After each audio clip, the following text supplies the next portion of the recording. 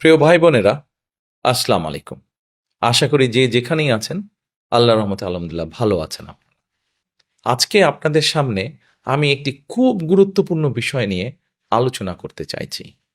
অর্থাৎ আমার যে চিন্তা ভাবনা, সেই চিন্তা ভাবনাগুলো আপনাদের সাথে একটু শেয়ার করতে চাইছি। যে বিষয়টি বলবো এই বিষয়টি অনেক গুরুত্বপূর্ণ বিষয় এবং অনেক বিরাট বিষয়। কিন্তু সময় যেহেতু কম, সংক্ষেপে আপনাদের সামনে এই গুরুত্বপূর্ণ বিষয়টির সম্পর্কে আমার চিন্তাভাবনা তুলে ধরতে চাই।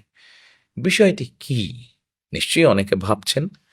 বিষয়টির সাথে জড়িত আমাদের এই প্রিয় মাতৃভূমি বাংলাদেশের ভবিষ্যৎ। বিষয়টির সাথে জড়িত আমাদের ভবিষ্যৎ বংশধর বা ভবিষ্যৎ প্রজন্ম। নিশ্চয়ই ধরে ফেলেছেন অনেকে। জি, যারা ধরে ফেলেছেন তাদের জন্য বলছি, বিষয়টি হচ্ছে শিক্ষা। শিক্ষাই হচ্ছে জাতির মেরুদণ্ড। কাজে এই শিক্ষাকে যদি আমরা সঠিকভাবে, শিক্ষা ব্যবস্থাকে যদি আমরা সুন্দরভাবে সঠিকভাবে গড়ে তুলতে না পারি, তাহলে জাতি হিসাবে হয়তো আমাদের উঠে দাঁড়াতে অনেক কষ্ট হবে। এই শিক্ষা ব্যবস্থাটির মধ্যে প্রথম বিষয়টি হচ্ছে প্রাইমারি শিক্ষা ব্যবস্থা। প্রাইমারি শিক্ষা ব্যবস্থাটাকে আমরা একটু সুন্দর করে গুছিয়ে সাজাতে চাই। দেখুন, আপনি যদি একটি ভালো আম গাছ চান, ভালো কোয়ালিটির যদি আঁটি হয়, অর্থাৎ বীজটা যদি ভালো হয়, নিশ্চয়ই তাহলে ফলনটাও ভালো হবে, গাছটাও ভালো হবে। কারেক্ট, ঠিকই ধরতে পেরেছেন আপনারা।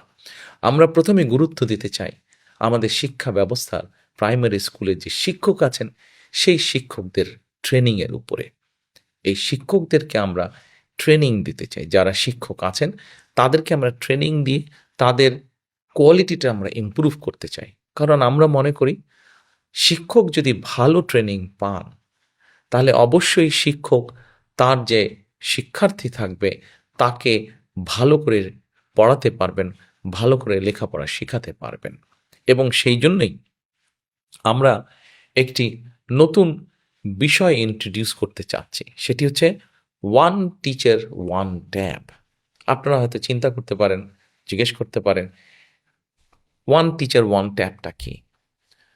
বাংলাদেশে খুব সম্ভবত ৩.৫ লক্ষের এরও কিছু বেশি প্রাইমারি শিক্ষক আছেন, সরকারি বেসরকারি সব মিলিয়ে। আমরা প্রথমে সরকারি প্রাইমারি স্কুল দিয়ে শুরু করতে চাইছি। আমরা এই টিচারদের কাছে ছোট ট্যাব বা কম্পিউটার পৌঁছে দিতে চাচ্ছি প্রথমে। আমরা যদি এই সকল টিচারকে ঢাকা শহরে বা বিভাগীয় শহরে নিয়ে এসে ট্রেনিং দেই, তাহলে দেখা যাবে যে অনেক খরচ হবে রাষ্ট্রের, সময়ও নষ্ট হবে। সেই জন্য আমরা এই ট্যাবটা পৌঁছে দিতে চাচ্ছি।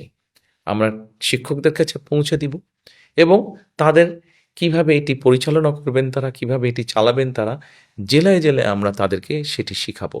তারপরে তারা তাদের উপজেলা, ইউনিয়ন, গ্রামে ছড়িয়ে ছিটে পারবেন। ফলে অর্থাৎ একজন টিচারের কাছে একটা কম্পিউটার থাকবে।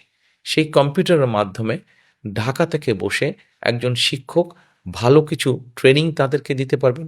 অথবা একজন শিক্ষক যে যশোরে আছেন, সে দেখা যাবে কুড়িগ্রামের একজন শিক্ষককে ভালো কোনো একটি বিষয় ট্রেনিং দিতে পারলেন। অথবা চট্টগ্রামে একজন শিক্ষক আছেন, সে হয়তো দিনাজপুরের ছাত্রছাত্রীদেরকে ভালো কোনো একটি বিষয়, শিক্ষার কোনো একটি সাবজেক্ট বিষয় ভালো করে পড়াতে পারবেন। এটা তো গেল একটা। সময় লাগবে, কিন্তু আস্তে আস্তে আমরা এই জিনিসটি গড়ে তুলতে চাই, এই সিস্টেমটি আমরা গড়ে তুলতে চাই। এবার আসুন, আমরা শিক্ষা ব্যবস্থার মধ্যে আরেকটি বিষয় নিয়ে আসতে চাই। সেটি হচ্ছে ভাষা। দেখুন, আমরা সকলে বাংলা বলছি, আমাদের অনেক ছেলেমেয়েরা, আমাদের অনেক সন্তানেরা ইংরেজিও বলছে অনেকে। কিন্তু চিন্তা করে দেখুন, আমাদের সন্তান, আমার সন্তান, আপনার সন্তান, তারা যদি বাংলা পারে, তারা যদি ইংরেজি পারে এবং ইংরেজি ভাষার পাশাপাশি যদি আরেকটি ভাষা, তৃতীয় একটি ভাষা সে যদি জানে, তাহলে বড় হয়ে সে যদি তার সেই জানা ভাষার দেশে যায় বা যেতে পারে, তাহলে নিশ্চয়ই সে একটা ভালো কর্মসংস্থান খুঁজে বের করতে পারবে। কাজেই আমরা সরকার থেকে কয়েকটি ভাষা শেখানোর ব্যবস্থা করব। যেমন ম্যান্ডারিন হতে পারে, যেমন জাপানি ভাষা হতে পারে, যেমন জার্মানি ভাষা হতে পারে, যেমন ফ্রেঞ্চ ভাষা হতে পারে, অ্যারাবিক ভাষা হতে পারে, ইটালিয়ান ভাষা। অর্থাৎ পৃথিবীর বিভিন্ন দেশে কর্মসংস্থানের সুযোগ আছে যেই দেশগুলোতে বেশি। কোরিয়ান ভাষা হতে পারে। সেরকম দেশগুলোতে সে দেশগুলোর ভাষা আমরা আমাদের ছেলেমেয়েদেরকে শিখাতে চাই, তৃতীয় ভাষাটি শিখাতে চাই তাদেরকে। তারা যদি এই ভাষাটি শিখতে পারে তাহলে বড় হতে হতে সেই ভাষায় তার দক্ষতা হবে। এবার আসুন, ভাষা শিক্ষার পাশাপাশি আমরা প্রাইমারি স্কুল থেকে শুরু করে একদম ক্লাস 12 পর্যন্ত আমরা আরও কয়েকটি বিষয় এখানে আমরা বইয়ের বা স্কুলের সিলেবাসের মধ্যে নিয়ে আসতে চাই। কি কি সেটি? যেমন ধরেন, খেলাধুলার একটি বিষয় আছে। প্রত্যেকটি ছেলে মেয়েই কোনো না কোনো বিষয় খেলতে পছন্দ করে, কোনো না কোনো স্পোর্টস খেলতে পছন্দ করে।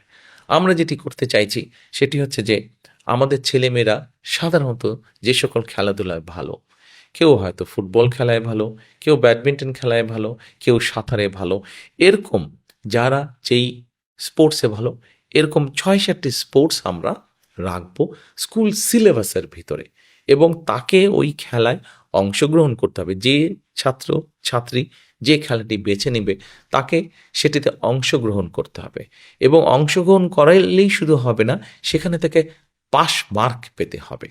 অর্থাৎ সে খেলাধুলাও ভালো হয়ে উঠবে। যে সাঁতার পারে সে সাঁতারে ভালো হবে, যে ফুটবল খেলতে পারে সে ফুটবলে ভালো হবে, যে ক্রিকেট খেলে সে ক্রিকেটে ভালো, যে জোরে দৌড়াতে পারে সে দৌড় প্রতিযোগিতায় ভালো করবে। তার মানে দেখুন, আমাদের সন্তানেরা ইংরেজি ভাষা শিখলো, আমাদের সন্তানেরা একটি খেলাধুলায় ভালো করলো।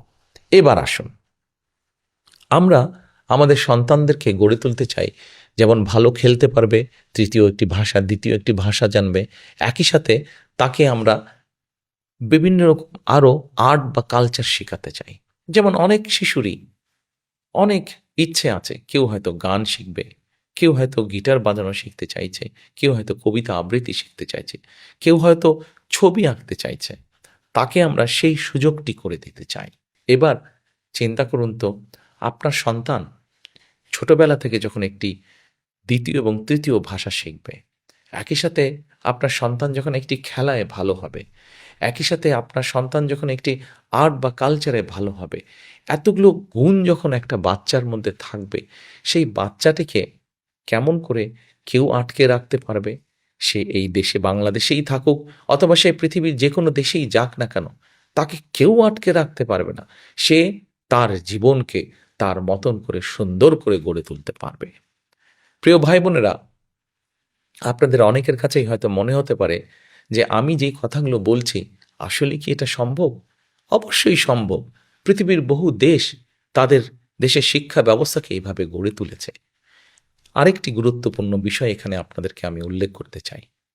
যে বিষয়গুলো বলেছি সেগুলো তো আমরা করতে চাইছি, পাশাপাশি আমরা প্রাইমারি লেভেল থেকে ক্লাস 9 পর্যন্ত বিভিন্ন টেকনিক্যাল এবং ভোকেশনাল থিওরিটিক্যাল নলেজটা আমরা বাচ্চাদেরকে শেখাতে চাই, এবং ক্লাস 9-এর পর থেকে ক্লাস 12 পর্যন্ত তাদেরকে আমরা বিভিন্ন ভোকেশনাল এবং টেকনিক্যাল বিষয় প্র্যাকটিক্যাল নলেজটা আমরা তাদেরকে দিতে চাই। অর্থাৎ একটা বাচ্চা, একটা ছেলে বা একটা মেয়ে যখন ক্লাস 12 পার হয়ে যাবে, তখন তাকে আটকে রাখা অনেক কঠিন হবে। তার মধ্যে অনেক কোয়ালিটি থাকবে, অনেক প্রতিভা থাকবে, যেই প্রতিভার কারণে তাকে কেউ, কোনো দেশ, কোনো জায়গায় কেউ আটকে রাখতে পারবে না। সে তার জীবনকে সুন্দরভাবে গড়ে তুলতে পারবে।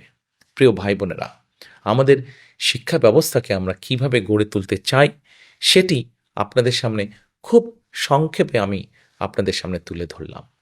হ্যাঁ, আমাদের এই সুফলটি পেতে একটু সময় লাগবে, কিন্তু আমরা সকলে মিলে যদি চেষ্টা করি, আমরা সকলে মিলে যদি আমাদের আগামী প্রজন্মকে, ভবিষ্যৎ প্রজন্মকে এভাবে বিভিন্ন প্রতিভা দিয়ে গড়ে তুলি, তাহলে আজ না হোক কাল, কাল না হলে পরশু, না হলে তো অবশ্যই তার পরের দিন ইনশাল্লাহ আমরা একটা অনেক শক্তিশালী, প্রতিভাবান একটি দেশ আমরা গড়ে তুলতে সক্ষম হব।